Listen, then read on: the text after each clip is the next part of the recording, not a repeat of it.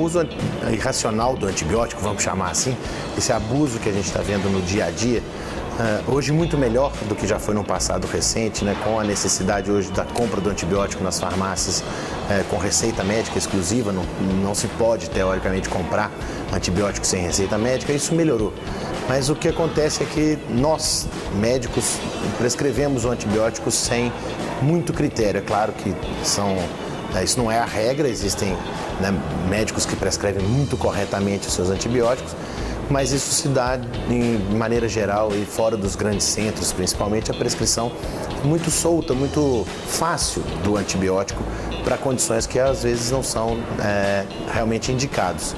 Também em nível hospitalar, a nível hospitalar a gente tem um número de prescrições de antibiótico muito grande e com trocas de antibióticos precoces, com aumento de espectro de ação, sem a real necessidade disso. Então, eu acho que a avaliação médica, o dia a dia, o tocar no doente, né, essa medicina que a gente faz há anos e anos, em vez de ficar longe do doente prescrevendo coisas, é ficar próximo ao doente, examinar o doente. Acho que com isso e com um pouco, lógico, de conhecimento, de estudo todo dia, como é a nossa rotina, né, do médico, a gente consegue melhorar a prescrição de antibiótico, que hoje é muito ruim no mundo inteiro. Isso não é uma realidade só do Brasil. O mundo inteiro está preocupado com a prescrição de antibiótico, com o uso indiscriminado do antibiótico, com o custo que isso está levando, não só o custo financeiro, mas o custo social. O aumento da resistência bacteriana é hoje uma realidade em todos os países do mundo, também nos países de primeiro mundo, onde a importância disso é muito grande também. A gente tem essa resistência crescendo, bactérias sendo resistentes a todos os antibióticos conhecidos.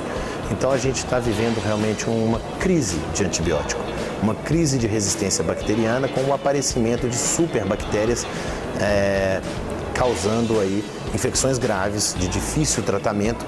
E essas bactérias, a gente não precisa ter medo delas, porque elas não vão contaminar a sociedade, elas não vão causar doença no dia a dia, mas sim dentro dos nossos hospitais, os doentes que têm doenças, comorbidades, que levam à fragilização do sistema imunológico e assim infecções por esses germes, que são pouco virulentos, mas que são de difícil tratamento.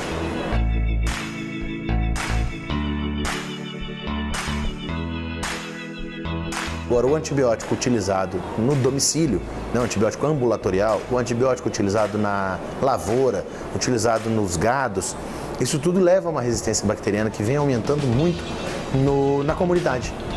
O que a gente começa a presenciar hoje dentro do pronto-socorro é o aparecimento de bactérias resistentes já na chegada do doente, no primeiro atendimento médico que ele tem. E isso dentro do hospital. Isso é devido ao uso de antibiótico prévio ou realmente o convívio com pessoas que usaram antibióticos ou com isso, com gado, com a lavoura, isso tudo pode causar a resistência desses germes na comunidade e esses germes causarem infecções incomuns, né, por germes resistentes que aqui no Brasil começam a aparecer com muita frequência e a gente está vendo isso no nosso dia a dia, na terapia intensiva, esses doentes já chegando para a gente infectados ou no pronto-socorro já chegando com infecções por germe resistente, aí, principalmente o estafilococo MRSA, que vem com força na comunidade já há alguns anos. Como é que a gente pode evitar isso? É realmente racionalizando o uso do antibiótico, daí a importância desse tema, que é racionalizar, que é gerenciar toda a cadeia do uso do antibiótico, desde a fabricação até a administração do antibiótico no paciente. Acho que o gerenciamento disso é a única saída para preservar os antibióticos, preservar a capacidade terapêutica dos antibióticos, reduzindo essa resistência bacteriana. Não é o único caminho, não é o único passo, mas é com certeza um dos mais importantes.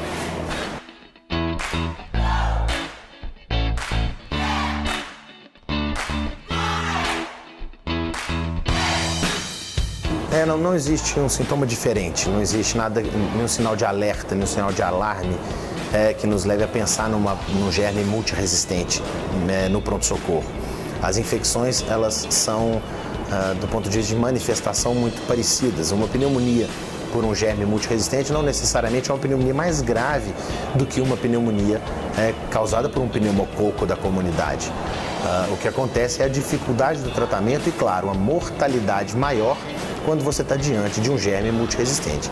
Mas não existiria um sinal, não existe um sinal que o paciente apresente, que chega no pronto-socorro, olha, esse doente tem um germe multiresistente. Não.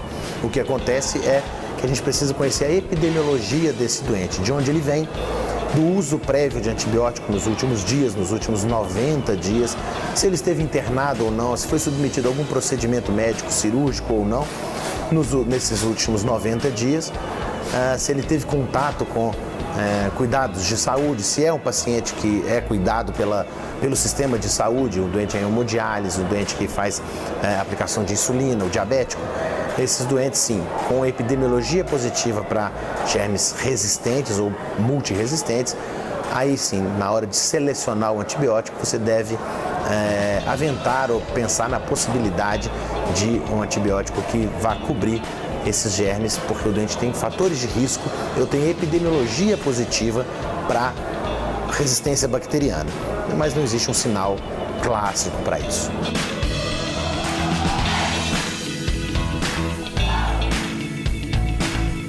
O mais importante é a identificação desse risco, a identificação de que esse doente que chegou no pronto atendimento tem risco de uma infecção por um germe multiresistente. Ele está com uma infecção? Tá bom. Qual é o risco dele de ter uma infecção por um germe resistente aos antibióticos, vamos chamar de convencionais, né? Um antibiótico do dia a dia. O mais importante dos procedimentos é esse, porque daí para frente a identificação disso vai ser baseado, lógico, nas culturas colhidas e o tratamento é quem define o prognóstico desse doente. Não existe um procedimento qualquer a ser adotado que vá reduzir a mortalidade, exceto o tratamento correto desse doente, a escolha correta do antibiótico, a dose correta do antibiótico e usar isso o mais breve possível para o tratamento dessa infecção.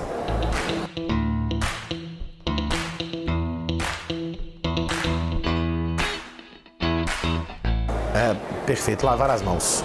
Se nós profissionais de saúde lavarmos as nossas mãos no cuidado no dia a dia com os nossos doentes, a gente vai reduzir a transmissão dessas infecções interpaciente, que sem dúvida nenhuma a maioria delas é carregada pelo cuidado, é carregada pelas nossas mãos.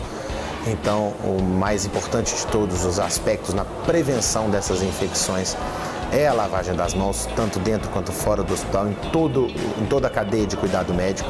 O cuidado com o toque no paciente é muito importante. A gente tem que ter o toque, mas tem que ter o cuidado de ter as mãos limpas, de lavar essas mãos sempre que você for cuidar de um doente, sempre que você terminar o cuidado com esse doente no seu dia a dia. É assim que a gente vai reduzir o máximo possível dessa transmissão e, claro, racionalizar o uso do antibiótico sempre que for necessário para o tratamento de uma infecção em qualquer doente.